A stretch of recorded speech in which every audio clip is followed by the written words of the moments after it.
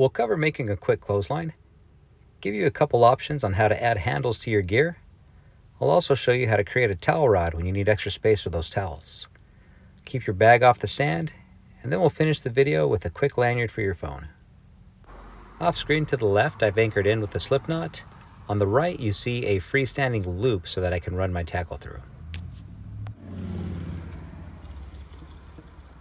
Starting with the slip knot, I'll roll my cord left, and then I'll roll that one more time so it comes down. You see that window here? I'll poke the standing end through, and now I have my slip knot. We'll give ourselves some room from our slip knot, and then we'll turn in our figure 8. I'll twist my cord as if I'm doing an on ignition motion, and then I'll take this loop, I'll wrap it from behind, I'll come over the top and back through this window down below. For the bowline, we'll take our cord and give it a twist, again on ignition, and then we'll take our end, we'll go up through that loop, around the back of the standing end, and then back down through the loop. To create the pole tackle, we'll take our end, we're going to go through our figure 8, okay, and then this long loop here, this one down below, that's what we're going to attach our bowline to. So I'll take this, I'll just hook it in, and then we'll do our bowline. Okay, this is a configuration that allows us to pull in tension. It counteracts itself, so it doesn't matter how long or short it is, it's going to stay the same length. Now check out my thumbs from the corner of the frame. If I pull this and I make it real short, there we go. You can see my thumbs aren't even on the edges of the frame. But if I take this here and I make it long and I increase the amount of cord that we have, now we're back into the frame.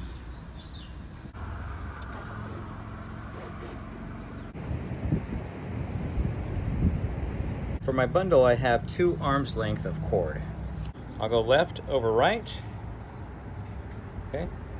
And now my right hand strand, I'm gonna go around the back and through this window on the left hand side. So around the back, I'll lift this up, I'll go through that window, come into the front, okay?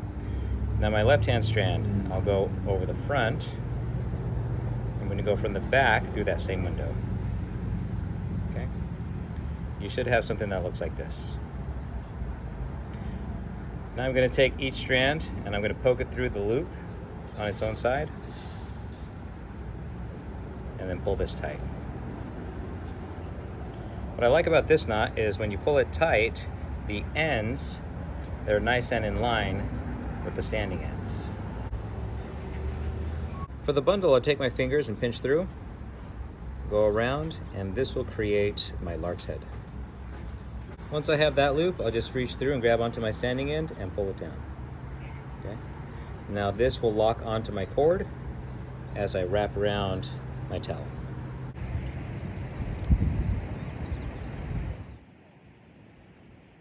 This trefoil knot will be used along with the clem heist hitch.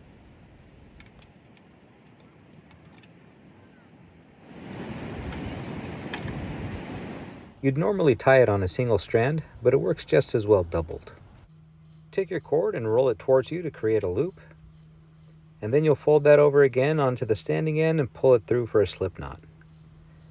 Now you'll take your bitter end and you'll run it right through the 2 loops on top. Make sure you pull it so that it's flat against the body of the knot and collapse it all down.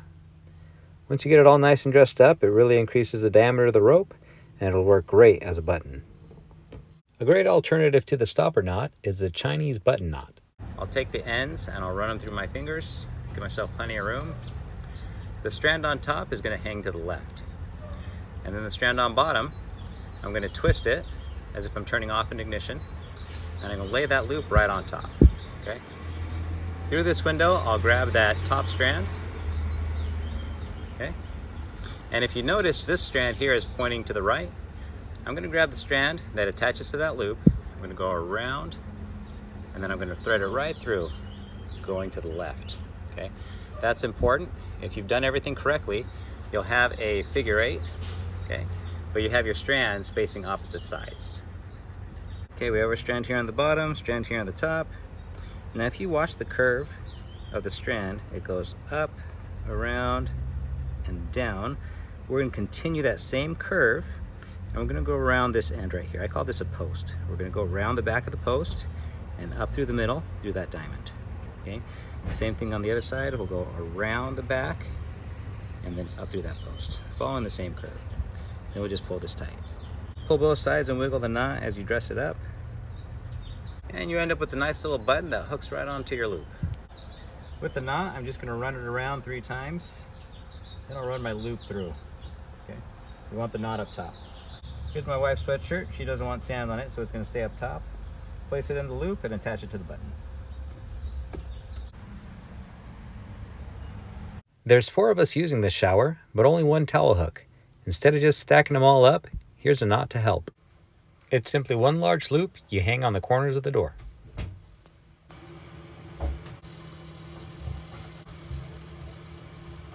And it doesn't interfere with opening and closing. I'm going to take the insides out of my paracord. To join my ends, I'm going to tie a water knot. We just have an overhand knot on one side. And then with our other side, we're going to go right through where that first end came out. And we're just going to trace right alongside. So here we go, I'm tracing all the way around, and it'll come out with the standing end. Okay, we'll pull this tight. We want to make sure everything stays overlapped. And this is a great way to tie webbing, which is what the paracord turns into once you pull out the guts. And then for the corners, all I'm doing is taking my cord and tying an overhand knot. There we go, that's it. Here's what it looks like from the opposite side, and if you really wanted to, you could do an additional loop on the other side for more towels. For a bottle knot, we'll take our cord and fold it down. And then here on the middle, we'll twist it once and then twist it twice. Okay? We'll take our loop down below, we'll go down through the strands and up through that window we just made. Now we want to do the upper loop first. This one on top, we're going to peel that downwards. And we'll do the same thing with the other one, peel it downwards. And there we have it. There's our bottle knot. We'll take our bottle, throw our loop on top, and then pull on both sides. Now if you tie a button knot, instead of just running it through the loop and calling it good, you want to separate the strands on your button side, run the loop through, and then capture your knot. There you go. That's much more secure. We'll take the end of our cord and create a loop. We'll pull that up. We're running from behind now. We're going to go around our thumb once and twice. Okay. Now this free end, we're going to run through these 2 turns that we did and pull our loop tight. Okay, you want to make sure that your knot is nice and tight. Take your loop and hook it onto the corner that does not have the camera, and then hook it across the opposite corner. Now we're going to draw our loop tight. Now you want the string going right across the center of the cell phone. Center of the cell phone there. Now be careful that you're not pushing down any buttons, because you could inadvertently call 911.